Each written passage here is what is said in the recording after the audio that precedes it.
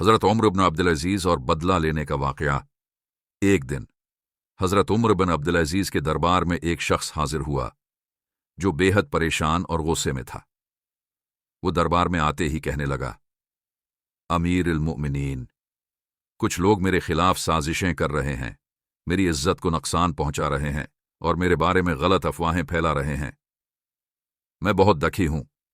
میں چاہتا ہوں کہ مجھے اجازت دی جائے کہ میں ان سے بدلہ لوں اور انہیں وہی تکلیف دوں جو انہوں نے مجھے دی ہے۔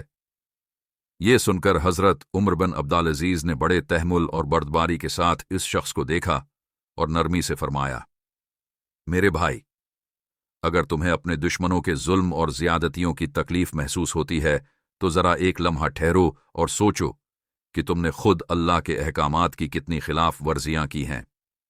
یہ سن کر وہ شخص حیرت میں پڑ گیا اور خاموش ہو گیا۔ اگر تمہیں معلوم ہو جائے کہ تم نے اللہ کے کتنے احکامات توڑے ہیں، کتنے گناہ کیے ہیں، تو شاید تم اپنے دشمنوں کے ظلم کو بالکل معمولی سمجھو گے، کیونکہ حقیقت میں تمہارا سب سے بڑا دشمن تمہارے اپنے گناہ ہیں، جو تمہیں آخرت میں سب سے زیادہ نقصان پہنچائیں گے۔ یہ سن کر وہ شخص کچھ دیر تک سر جھکائے سوچتا رہا، پھر کہنے لگا، امیر المؤمنین، کیا یہ بہتر نہیں ہوگا کہ میں ان لوگوں کو معاف کر دوں اور اپنی توجہ اپنی اصلاح پر مرکوز کر دوں؟ حضرت عمر بن عبدالعزیز مسکرا دیے اور فرمایا، ہاں، یہی تقوی اور دانائی کا راستہ ہے۔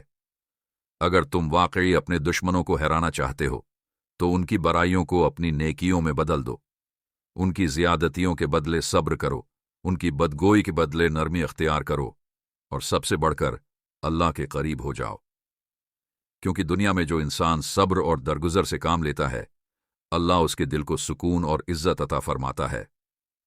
یہ نصیحت سن کر وہ شخص دربار سے اس ارادے کے ساتھ نکلا کہ وہ بدلہ لینے کے بجائے معاف کر دے گا اور اپنی زندگی کو اللہ کی رضا کے مطابق گزارے گا۔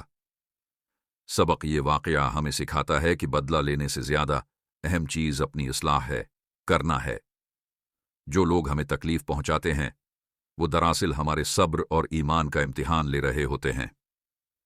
اگر ہم ان کے مقابلے میں صبر اور درگزر کا راستہ اختیار کریں تو نہ صرف اللہ ہمیں عزت دے گا بلکہ ہماری آخرت بھی سنور جائے گی۔